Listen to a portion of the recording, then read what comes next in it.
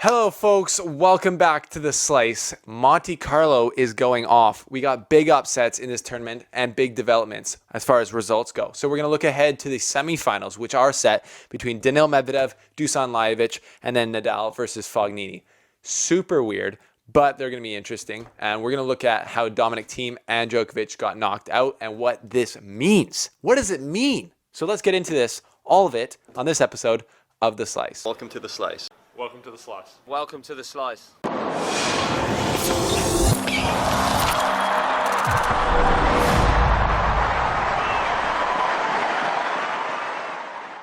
Thanks for tuning in, folks, to this quick hitter episode of The Slice, checking in on Monte Carlo, the happenings. I just recorded I just put out our episode of The Slice Front Row, where I have a clip of my interview with Nick Kyrgios talking about the difference between basketball and tennis. That's going to become available on this channel on YouTube in the future, but right now it's out on The Slice Front Row. So go check it out. As long as I also talk about my top 3 hottest players on the tour right now. They will surprise you, I guarantee that. And we talk about should the ATP change up its schedule. So go check it out for The Slice Front Row. Again, little cheat code. You can sign up, pay, and then if you don't like it, you can unsubscribe, and there's no money and won't even get taken off till the end of the month. So thanks for the support. But what's happening in Monte Carlo? Well, upsets are happening. Remember in my preview video when I said who's a bigger second favorite behind Nadal, Djokovic or Thiem? Well, it turns out neither of them really are, because they both got upset by players they probably shouldn't lose to, except for Medvedev, who has been playing absolutely hot right now. It's just there's no other way to say other than he's absolutely crushing it.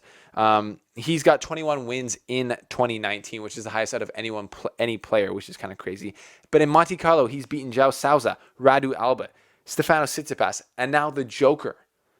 I don't get it. What's going on? I just know that he's moving on clay like way better than you think a guy that's his length should. Where he doesn't even look like strong or that fit. Like, it's just weird. He's got like this scraggly hair. I'm kind of trashing him right now, but he's playing absolutely out of his mind. So he beat Djokovic, and it wasn't like Djokovic was completely off or anything. It was a 3-set match. But I don't know what it does means for Djokovic level. I think his third loss in a row at a Masters means that there is something off right now. There's something his confidence is not where it was at the Australian Open or before the break when he was like winning all the tournaments, when he won Wimbledon, US Open, Cincinnati. Did he win Shanghai? I think he did. But it's not there anymore. We don't know where it went. It got lost somewhere. If anyone knows, you can return it probably to Serbia. But I think he will obviously be able to turn it around by the time the French Open comes around and play better there. And that's what he said. He said, look, all this is just in preparation for the French Open. That's probably to push off the real issue, is that he's losing the people weekly that he shouldn't be. So Medvedev is through to play Lajovic, who upset Dominic Thiem, who's obviously the golden child of clay. So I didn't see that match. All these matches start like in the middle of the night, so I've just seen highlights. But Lajovic has never really seemed like a threat to me, especially not someone like Thiem. So that's a disappointing loss for Thiem. He's definitely come off the mountaintop after winning Indian Wells. Lost early in Miami. Again, it was close. We chatted about it. It was close. It's not really cause for concern. I would say Lajovic, that's a bad loss, probably on clay. He's got to get some confidence rolling again. I don't think it's cause for huge concern. There's probably nothing really wrong. He just hasn't got his feet going yet. I'm sure that will change. But Medvedev versus Lajovic, I expect Medvedev to come through in that semifinal because he's been playing a lot better this whole year, and I think he's just a better player right now. But we'll have to see. And then we got Nadal versus Fognini. Now, Nadal is just creaming everyone. He looks like perfect. I don't know how he goes from being injured in Indian Wells to just all of a sudden be perfect for the clay season every single year. But, he's getting old, so maybe he's doing the old Federer move where you're skipping stuff to really cash in on what you're good at. And obviously, he's good on the clay. So he's playing Fognini, who's had some sick wins. He beat Zverev, obviously, and then he beat Korch.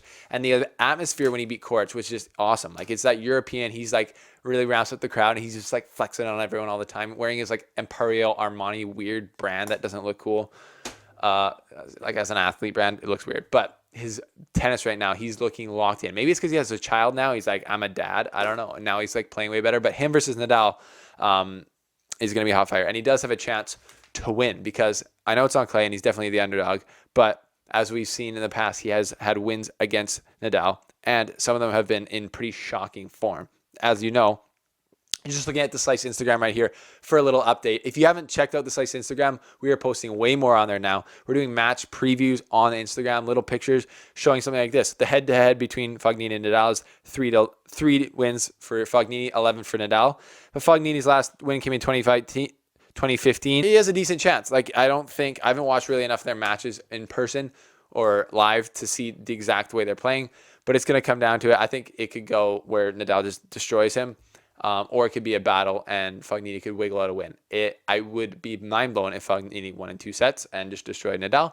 But you never know. Crazier things have happened. Very rarely, but they have. So that's a quick preview of the semifinals of Monte Carlo. It's looking like a hot fire tournament, and the clay swing is off to a great start. It's fun watching these guys on the clay. A lot of drop shots, a lot of like interesting net points. So things are good on the ATPWorldTour.com. I appreciate you checking out the Slice front row. Click that link below. Now's the best time to do it because this video is basically over. Thanks for your support. Love you guys, and we'll see you later. Thanks for watching, folks. If you want to click here, you'll become a subscriber of The Slice, and you won't miss any of our videos. If you want to click here, you can check out my new show, The Slice Front Row, where you get to be closer to the action of the ATP than anywhere else on YouTube. Thanks for watching, folks, and have a great day.